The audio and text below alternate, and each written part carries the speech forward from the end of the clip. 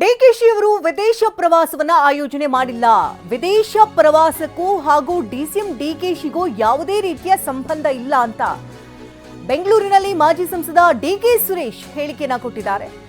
ವಿದೇಶ ಪ್ರವಾಸಕ್ಕೆ ಆಯೋಜನೆ ಮಾಡಿರೋದಕ್ಕೂ ಅಥವಾ ಅಲ್ಲಿಗೆ ಹೋಗ್ತಾ ಇರೋದಕ್ಕೂ ಡಿಕೆ ಶಿವಕುಮಾರ್ಗೂ ಯಾವುದೇ ರೀತಿಯ ಸಂಬಂಧ ಇಲ್ಲ ಎಂದಿದ್ದಾರೆ.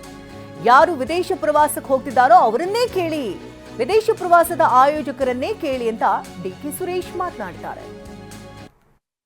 ಸಿಎಂ ಪರವಾಗಿರೋ ಕೆಲ ಶಾಸಕರು 25 ಜನ ಫಾರಿನ್ ಟ್ರಿಪ್ಪಿಗೆ ಹೋಗ್ತಾ ಇದ್ದಾರೆ. ಫೆಬ್ರವರಿ 14 ಹೋಗಿ ಒಂದು 10 ದಿನ ವಿದೇಶದಲ್ಲಿ ಸಮಯ ಕಳೆದಿದ್ದಾರೆ.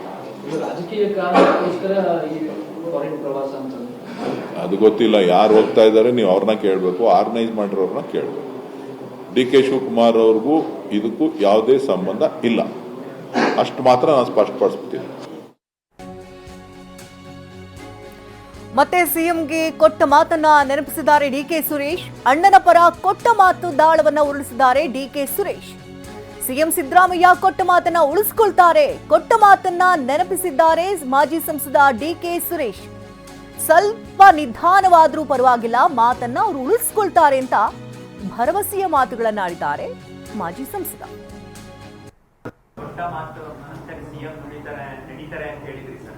ಇವತ್ತು ನನಗೆ ಭರವಸೆ ಇದೆ, ನಿಧಾನ ಆದರೂ ಕೂಡ ಕೊಟ್ಟ ಮಾತನ್ನ ಉಳಿಸ್ಕೊಳ್ತಾರೆ ಅಂತಕ್ಕಂಥ ಭರವಸೆ ನನಗಿದೆ. ಇವತ್ತು ನನಗೆ ಭರವಸೆ ಇದೆ, ನಿಧಾನ ಆದರೂ ಕೂಡ ಕೊಟ್ಟ ಮಾತನ್ನ ಉಳಿಸ್ಕೊಳ್ತಾರೆ ಅಂತಕ್ಕಂಥ ಭರವಸೆ ನನಗಿದೆ. ಇವತ್ತು ನನಗೆ ಭರವಸೆ ಇದೆ, ನಿಧಾನ ಆದರೂ ಕೂಡ ಕೊಟ್ಟ ಮಾತನ್ನ ಉಳಿಸ್ಕೊಳ್ತಾರೆ ಅಂತಕ್ಕಂಥ ಭರವಸೆ ನನಗಿದೆ. ಇವತ್ತು ನನಗೆ ಭರವಸೆ ಇದೆ, ನಿಧಾನ ಆದರೂ ಕೂಡ ಕೊಟ್ಟ ಮಾತನ್ನ ಉಳಿಸ್ಕೊಳ್ತಾರೆ ಅಂತಕ್ಕಂಥ ಭರವಸೆ ನನಗಿದೆ.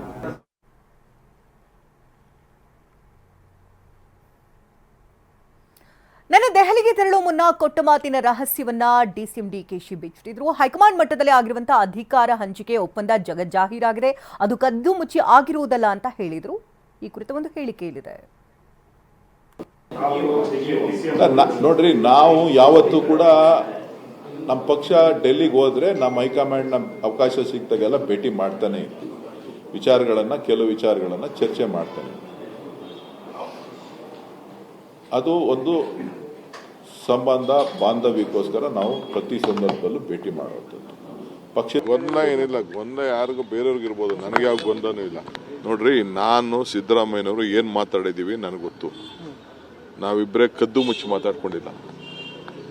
ನಮ್ಮ ಪಕ್ಷದ ವರಿಷ್ಠರು ನಾವು ಎಲ್ಲ ಸೇರಿ ಮಾತಾಡಿದ್ವಿ. ಆ ಮಾತು ಪ್ರಕಾರ ಇಬ್ರು ನಾವು ಮಾತಾಡ್ಕೊಂಡಿದ್ದೀವಿ. ಗೊಂದಲ ಏನಿಲ್ಲ, ಗೊಂದಲ ಯಾರಿಗೂ ಬೇರೆಯವ್ರಿಗಿರ್ಬೋದು, ನನಗೆ ಯಾವ ಗೊಂದಲನೂ ಇಲ್ಲ.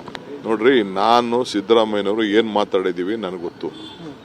ನಾವಿಬ್ಬರೇ ಕದ್ದು ಮುಚ್ಚಿ ಮಾತಾಡ್ಕೊಂಡಿಲ್ಲ. ನಮ್ಮ ಪಕ್ಷದ ವರಿಷ್ಠರು ನಾವು ಎಲ್ಲ ಸೇರಿ ಮಾತಾಡಿದ್ವಿ. ಆ ಮಾತು ಪ್ರಕಾರ ಇಬ್ರು ನಾವು ಮಾತಾಡ್ಕೊಂಡಿದ್ದೀವಿ. ಗೊಂದಲ ಏನಿಲ್ಲ, ಗೊಂದಲ ಯಾರಿಗೂ ಬೇರೆಯವ್ರಿಗಿರ್ಬೋದು, ನನಗೆ ಯಾವ ಗೊಂದಲನೂ ಇಲ್ಲ. ನೋಡ್ರಿ, ನಾನು ಸಿದ್ದರಾಮಯ್ಯನವರು ಏನು ಮಾತಾಡಿದ್ದೀವಿ ನನಗೆ ಗೊತ್ತು. ನಾವಿಬ್ಬರೇ ಕದ್ದು ಮುಚ್ಚಿ ಮಾತಾಡ್ಕೊಂಡಿಲ್ಲ. ನಮ್ಮ ಪಕ್ಷದ ವರಿಷ್ಠರು ನಾವು ಎಲ್ಲ ಸೇರಿ ಮಾತಾಡಿದ್ವಿ. ಆ ಮಾತು ಪ್ರಕಾರ ಇಬ್ರು ನಾವು ಮಾತಾಡ್ಕೊಂಡಿದ್ದೀವಿ.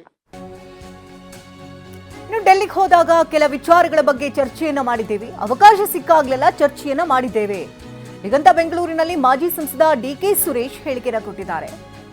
ಡೆಲ್ಲಿಗೆ ಹೋದಂತಹ ಸಂದರ್ಭದಲ್ಲಿ ಕೆಲ ವಿಚಾರಗಳ ಬಗ್ಗೆ ಮುಕ್ತವಾಗಿ ಚರ್ಚೆಯನ್ನ ಮಾಡಿದ್ದೀವಿ, ಅವಕಾಶ ಅಂತ ಸಿಕ್ಕಂತಹ ಸಂದರ್ಭದಲ್ಲೂ ಕೂಡ ಚರ್ಚೆ ಮಾಡಿದ್ದೇವೆ ಅಂತ ಹೇಳಿದ್ದಾರೆ. ನೋಡ್ರಿ, ನಾವು ಯಾವತ್ತೂ ಕೂಡ ನಮ್ಮ ಪಕ್ಷ ಡೆಲ್ಲಿಗೆ ಹೋದ್ರೆ ನಮ್ಮ ಹೈಕಮಾಂಡ್ ನಮ್ಮ ಅವಕಾಶ ಸಿಕ್ತಾಗೆಲ್ಲ ಭೇಟಿ ಮಾಡ್ತಾನೆ ಇತ್ತು. ಕೆಲವು ವಿಚಾರಗಳನ್ನ ಚರ್ಚೆ ಮಾಡ್ತಾನೆ. ಅದು ಒಂದು ಸಂಬಂಧ ಬಾಂಧವ್ಯಕ್ಕೋಸ್ಕರ ನಾವು ಪ್ರತಿ ಸಂದರ್ಭದಲ್ಲೂ ಭೇಟಿ ಮಾಡುವಂಥದ್ದು. ಪಕ್ಷದ ವಿಚಾರ ಇರ್ತದೆ, ಕ್ಷೇತ್ರದ ವಿಚಾರ ಇರ್ತದೆ, ಬೇರೆ ಬೇರೆ ವಿಚಾರಗಳಿರ್ತದೆ. ಹಾಗಾಗಿ ಅದಕ್ಕೆ ಅರ್ಥ ಇಲ್ಲ. ಕೆಲವರು ಬೇರೆ ಟೈಮ್ ಕೆಲಸಕ್ಕೋಸ್ಕರ ಮಾತ್ರ ಹೋಗ್ತಾರೆ, ಪರ್ಟಿಕ್ಯುಲರ್ ಆಗಿ ಇಂಥದ್ದೇ ಗುರಿ ಉದ್ದೇಶಗಳನ್ನ ಇಟ್ಕೊಂಡು ಹೋಗ್ತಾರೆ. ಶಿವಕುಮಾರ್ ಅವರು ಆ ಕ್ಯಾರೆಕ್ಟರ್ ಅಲ್ಲಿ ಇಲ್ಲ. ನೋಡ್ರಿ, ನಾವು